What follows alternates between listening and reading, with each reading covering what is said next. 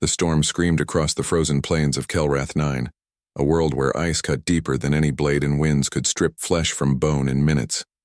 In the shelter of carved stone, the pack huddled together, their crystalline fur bristling with static charge as lightning painted the sky in shades of violent purple. Vora stood at the entrance, her 6 eyes scanning the white chaos beyond. As pack leader, she had weathered countless storms across a dozen worlds, but this one carried a weight that pressed against her chest like a physical thing. 3 of their cubs had been caught outside when the storm front shifted without warning. 3 young ones barely past their first molt, lost in that howling madness. The pack's mourning song rose behind her, a ululating cry that spoke of loss and resignation. In their culture, to die in a storm was to return to the cosmic winds that birthed all things. It was accepted. It was inevitable, but Captain Arlen didn't accept it. The human stood beside Vora, shorter than her by half, encased in environmental gear that looked impossibly fragile against the storm's fury. His species had only joined the Galactic Communion 3 cycles ago, and still, the Council had assigned him to guard this colony as part of the integration program. Vora had thought it an insult at first. What could these soft-skinned, single-eyed creatures possibly offer? "I'm going after them," Arlen said, his voice crackling through the translator on his collar. Vora's primary eyes fixed on him. "You will die. The cubs are already lost to the storm. This is our way. It's not mine." Arlen was already checking his equipment, his movements quick and practiced despite the cold that would have sent most species into hibernation. "Do you have their last known coordinates?" "Human, listen to reason." "Coordinates, Vora." Something in his tone made her pause. It wasn't arrogance or foolish bravery. It was something else, something that burned in his eyes like the core of a dying star. Determination, yes, but deeper than that. A fundamental refusal to accept loss when action remained possible. Against her better judgment, Vora transmitted the data to his suit's navigation system. Without another word, Captain Arlen stepped into the storm. The wind hit him like a living thing trying to tear him from his feet. Ice crystals pelted his visor, and the temperature readout on his HUD dropped to -70 and falling. Any sane person would have turned back. Every survival instinct screamed at him to return to the shelter, but Arlen had made a promise when he accepted this assignment. Not to the Council, not to his superiors, but to himself. He would protect those under his watch, regardless of species, regardless of odds. The Cub's signal was faint, nearly 2 kilometers northwest. His suit's power reserves gave him maybe 40 minutes in these conditions before critical systems began to fail. It would be close.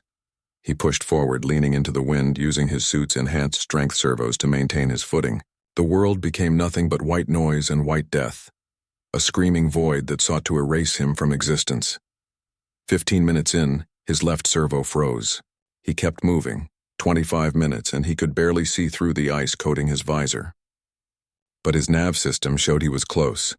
At 32 minutes, he found them. 3 small forms huddled in a depression in the ice, their crystalline fur dulled by frost, their movements slow and fading. They looked up at him with multifaceted eyes full of fear and fading hope. Arlen didn't hesitate. He activated his suit's emergency thermal field, wrapping it around the cubs like a cocoon. His own core temperature immediately began to drop as the suit diverted power, but he didn't care. He gathered the cubs against his chest, feeling their frail bodies shivering through the layers of his suit. "Hold on, kids," he whispered, though they couldn't understand his words. "We're going home." The return journey was a nightmare. Carrying the extra weight, fighting the wind, watching his power reserves drain toward 0. His HUD lit up with critical warnings. Hypothermia alert, power at 15%, 10%, 5. The shelter entrance was a blur in the distance, too far. He wouldn't make it. But he didn't stop. At 3% power, his legs gave out 100 meters from the entrance. He crawled, dragging the cubs, his breath coming in ragged gasps as his suit's life support stuttered. 50 meters. 25. At 0%, everything went dark and cold. But he could see figures rushing toward him through the storm. Vora's pack coming to help. When consciousness returned, Arlen found himself in the shelter, wrapped in thermal blankets. The pack gathered around him. Vora stood closest, her expression unreadable. "The cubs?" he managed to ask, his voice raw. "Alive because of you." Vora knelt beside him, and for the first time he saw something in her alien features that transcended species. Respect, awe, understanding. You should have died. Any of my kind would have. But you wouldn't have tried at all, Arlen said, not as an accusation but as simple fact. Vora was silent for a long moment. Around them, the pack's morning song had transformed into something else. A celebration, a recognition, a new melody being born. No, she finally admitted. We accept what the storm takes. We always have. Her 6 eyes met his 2. But you humans, you rage against the storm instead. You fight for those you've sworn to protect even when all wisdom says to stop, even when it means your death. She reached out, touching his shoulder with a clawed hand that could have torn through steel, but settled with surprising gentleness.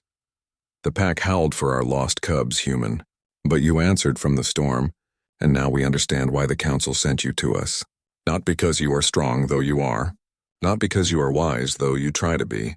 But because you refuse to abandon those who depend on you no matter the cost.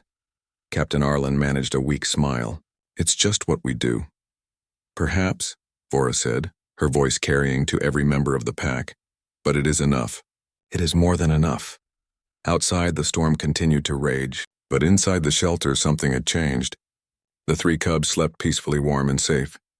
And around the human who had defied death to save them, a pack that had been strangers began to feel like family. In the vastness of the galaxy, humanity was still young, still learning, still finding their place among the stars. But in that moment, on a frozen world in the grip of a killing storm, they had taught an ancient species something new.